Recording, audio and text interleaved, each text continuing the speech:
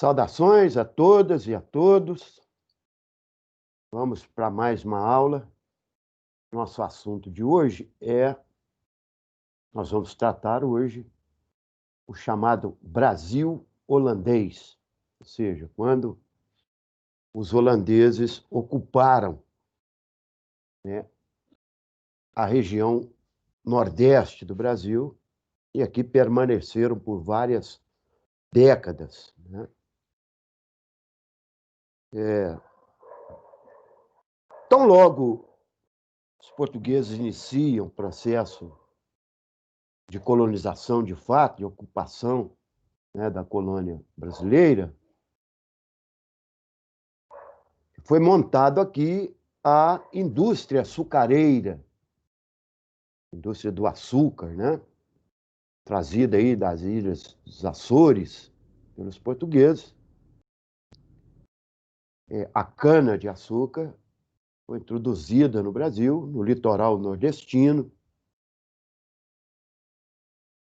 e nas terras ali do Massapê, as terras da planície litorânea no Nordeste, essa cana se adaptou muito bem, essa planta, né? E o clima, a umidade, né, as terras, fez com que o Brasil se tornasse aí um grande produtor de açúcar. Até hoje, né? Das culturas aí do agronegócio é o açúcar, ocupando aí a região nossa, né? Região de São Paulo, Mato Grosso. Os canaviais estão aí. Então, logo montado essa indústria açucareira, Portugal não tinha, né, condições de financiar essa produção. Então, essa indústria que foi montada aqui, e ela é uma indústria a moldes capitalistas, né, produção em larga escala para exportação, que diferencia que a mão de obra é escrava, não é uma mão de obra assalariada, livre, né? Embora você tivesse no engenho trabalhadores livres, mas a mão de obra, de fato, é escrava, africana. Não tendo como financiar isso, essa produção buscou empréstimos junto à chamada burguesia flamenga, holandesa, né? Então, os holandeses passaram a financiar a produção do açúcar, desde a montagem das moendas, né, que eram caras. Imagina, você está montando uma indústria mesmo, né? Hoje, as usinas, né, de álcool e açúcar, naquele tempo, os engenhos, isso, os engenhos de cana. Então, desde a compra dos equipamentos, né, aquisição dos equipamentos, montagem da estrutura produtiva, fabril, né, o financiamento da mão de obra para a compra de escravos, né, a distribuição na Europa, os holandeses faziam isso, né, o que enriqueceu muito essa burguesia flamenga. Até então, uma relação, né, meio fora aí do pacto colonial, mas sob a supervisão da coroa portuguesa. Os holandeses foram os grandes beneficiários dessa produção açucareira nesse século aí, XVI, século XVII, né? Por uma questão de relações econômicas com Portugal, os holandeses resolvem tomar a produção em si, né? Em vez dela estar na mão eles vieram aqui tomar, de fato, espaço produtivo. Então, ocuparam o Nordeste aí por algumas dezenas de anos. Vou compartilhar com vocês um PowerPoint para a gente dar uma olhada nisso aí, né? Então tá lá, Brasil holandês, né? Nosso primeiro bloco aí falando, nosso primeiro recorte, né? O financiamento do engenho. Bom, veja só, né? A fábrica de açúcar no século XVII. Então, a partir do século XVI, século XVII, mais no século XVII, essa atividade econômica foi a principal atividade produtiva do Brasil colônia. Então, produzido no litoral nordestino. Você tem alguma coisa aí, né, do litoral da Paraíba até o Sergipe, né? O recôncavo vaiano, isso depois sobe aí para Pernambuco, né? Alguma produção no litoral do Rio de Janeiro, cidade de Campos dos Goytacazes, Angra dos Reis, Paraty, mas núcleos menores de produção, né? Mas o grosso da produção está lá no litoral nordestino. Então, financiamento feito para essa produção, financiamento, a distribuição, a revenda, etc., feita lá pela essa burguesia flamenga. Bom, a partir de 1580, sem ter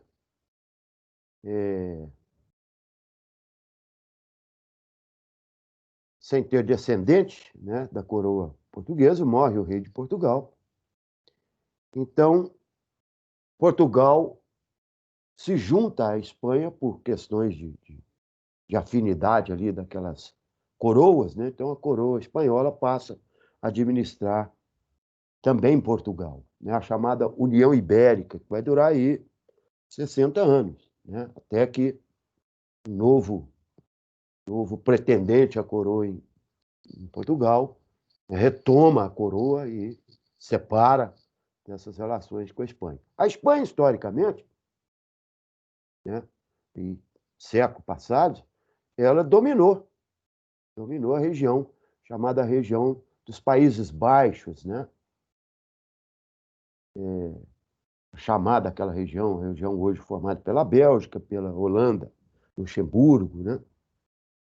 Então, a Espanha dominou aquele povo. E, a partir aí do final do século XVI, os portugueses, os holandeses se separaram, né? Expulsaram os espanhóis, criando a Liga dos Países Baixos, né? E passam a ser os responsáveis pelo seu, né, soberanos pelo seu Estado, pelo seu governo. Então, a Espanha também corta essa relação. Então, quando Portugal passa a ser administrado pela coroa portuguesa, pela coroa espanhola, os espanhóis cortam essas relações de economia com a Holanda. Então, o que a Holanda faz? Né? Prejudicado seus interesses econômicos, ela resolve tomar a região produtora de açúcar no litoral nordestino, na colônia portuguesa. Ora, a Espanha é muito mais voltada lá para suas questões de exploração de ouro, de metais e de produtos na América Espanhola, né, nas suas colônias, na América, suas colônias espanholas. Então, deixou um pouco de lado essa relação com a colônia portuguesa no Brasil, e os holandeses vieram, né, e tomaram esse espaço produtivo. A primeira das excursões, a chamada ocupação holandesa, que vai de 1624 a 1654, portanto, em cerca de 30 anos, né? No primeiro momento, ela se dá, em 624, da ocupação de Salvador. Achavam os espanhóis que dominasse ali duas cidades, a sede do governo geral, né, que era a cidade de Salvador,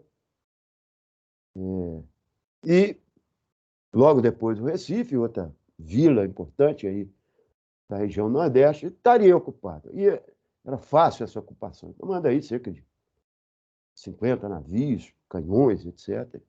Né? Fecha a cidade, bloqueia a cidade pelo mar, mas conta com a resistência muito grande dos senhores de engenhos, né? E dessa população, que aqui, esses senhores de engenhos reúne ali índios, negros, né? Escravos, né? Para resistir à ocupação dos holandeses, né? E é a famosa, aí, liderada por pelo bispo Dom Marcos Teixeira, e senhores de engenho, chamada Milícia dos Descalços, né? eles refutam existe essa ocupação holandesa, os holandeses são obrigados, em 25, a dar no pé, né? Dar no pé, dar no mar, né? Ir embora. Em 1630, eles voltam agora com uma esquadra muito maior, né? E aí ocupam a cidade de Recife e vêm ocupando aí a região litorânea toda, né? Até o recôncavo baiano, não é isso? Posteriormente ampliando aí para até o Maranhão. Os holandeses tinham uma pretensão, inclusive, de ocupar a Amazônia, então estenderam o seu domínio sobre a coroa, sobre a colônia brasileira, né?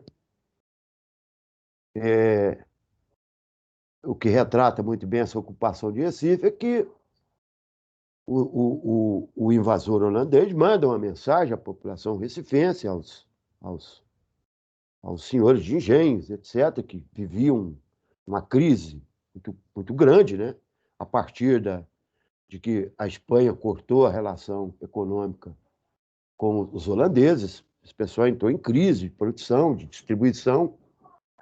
Então, os holandeses fazem né, mandam um recado para esse senhor de engenho que perdoaria suas dívidas, que investiria na produção, né, que crédito, uma política de crédito, né, política para a população, uma política de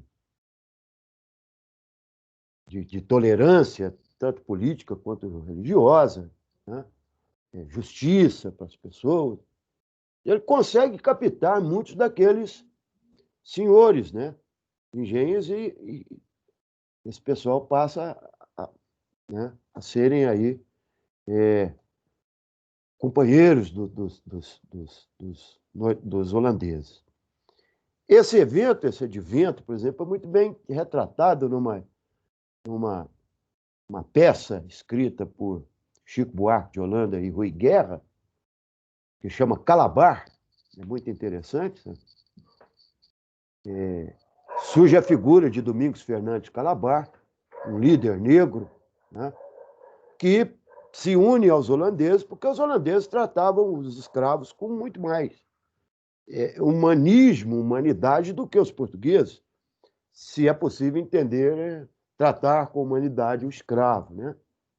Eu diria para vocês, por exemplo, que o Maurício de Nassau, por exemplo, foi o grande governador holandês no Brasil. Ele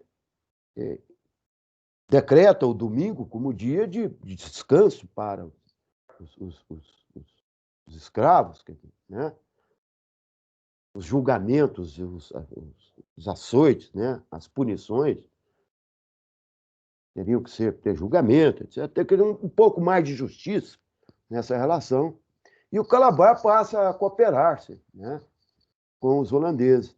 Quando os holandeses são expulsos, ele é morto, né, como grande traidor.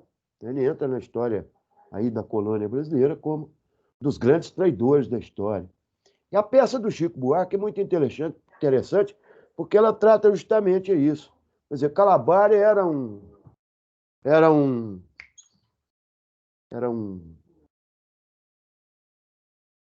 traidor, porque ele foi a favor dos seus companheiros, né, dos seus entes, né, dos seus iguais, contra um opressor maior, o português. Então, ele traiu quem? Né? Naturalmente, ele traiu a coroa portuguesa, né? Mas os seus, ele era um herói. Então, o Chico Buarque tem muito essa, essa questão, ele coloca para nós essa reflexão. O traidor é traidor em que sentido? Né? Mas ali eles retratam muito bem essa relação dos holandeses no Nordeste brasileiro. Até porque Chico Buarque de Holanda, né? Tem uma relação lá com os holandeses. Ele tem um trabalho interessante a respeito desse tempo. Então, em 1637 a 1644, é o governo do Conde Maurício de Nassau, né? Maurício de Nassau chega para governar aí através da Companhia das Índias Ocidentais holandesas. é uma política diferenciada, como, né? Crédito para a modernização dos engenhos, aqueles engenhos, né, que tinham sido destruídos na guerra, certo? Nos conflitos, né, que estavam em derrocada, ele entra num processo de, de modernização, emprestando dinheiro, né? Aqueles que não conseguiram se reestruturar, eles, eles vão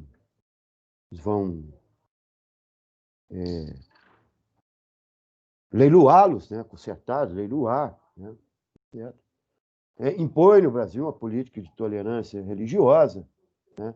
Nós vamos ver que esse é um tempo que a Inquisição está muito forte, né? Especialmente por portugueses e holandeses.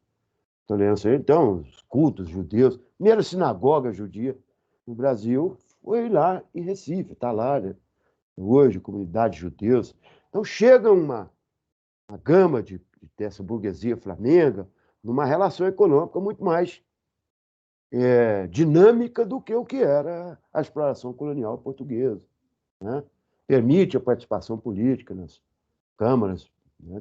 Pelos os portugueses, os senhores de engenho, né? Dá uma guaribada maneira, né? A modelação do Recife, traz para o Brasil as primeiras missões científicas e artísticas, então você tem muito trabalho aí, né? Artístico sobre retratando a fauna, a flora, né? Estudos sobre essa fauna e a flora no Brasil. Então, é um tempo de, vamos dizer assim, de uma certa modernidade na colônia, né? Vamos dizer que estamos falando de uma colônia porque o Brasil, nesse tempo, século XVI e XVII, é o tempo do Nordeste. O Nordeste é o principal centro produtivo, econômico do Brasil, né? Bom, já por volta disse a você, por volta de 1640, a coroa portuguesa, ela, né,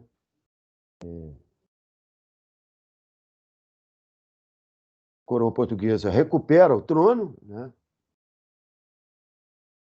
um novo rei em Portugal. Ele mantém uma relação por tratado com os holandeses, né, Casa de Bragança, né, mas aqui o envolvimento da Holanda, dos holandeses né, com guerras, etc., especialmente espanhóis, né, lá no Oriente, contra portugueses, espanhóis, contra a hegemonia dos portugueses na região lá do Oriente,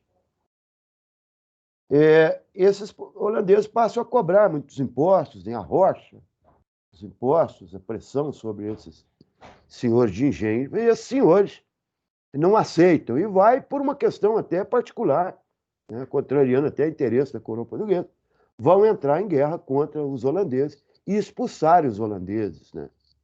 Então, é um tempo em que é chamada aí a grande união das raças do Brasil, né? O negro, o índio, o branco, né?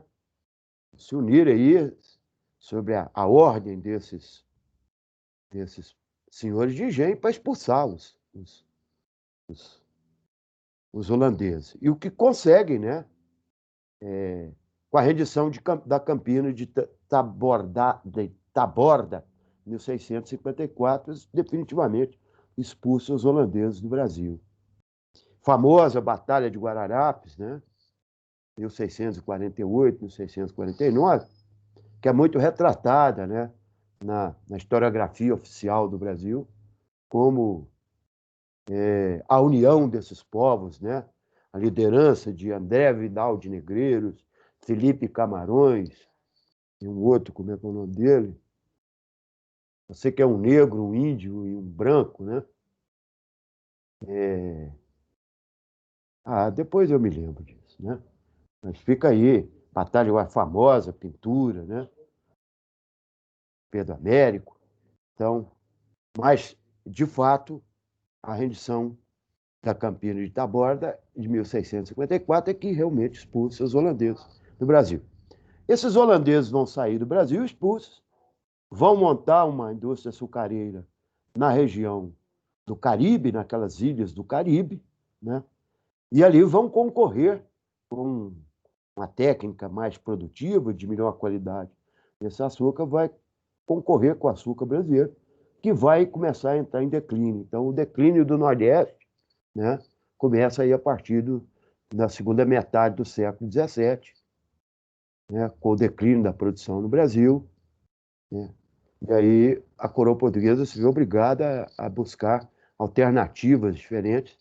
É o caso, por exemplo, do adentramento para o Brasil e a procura agora dos metais preciosos e com grande determinação e investimento da coroa portuguesa. E isso vai ocorrer no final do século XVII, início do século XVIII, enquanto encontrar o ouro nas Minas Gerais, que é um assunto que nós vamos tratar aí mais para frente, né? Então, um abraço para todas e todos e tenha uma boa semana. Eu fico por aqui.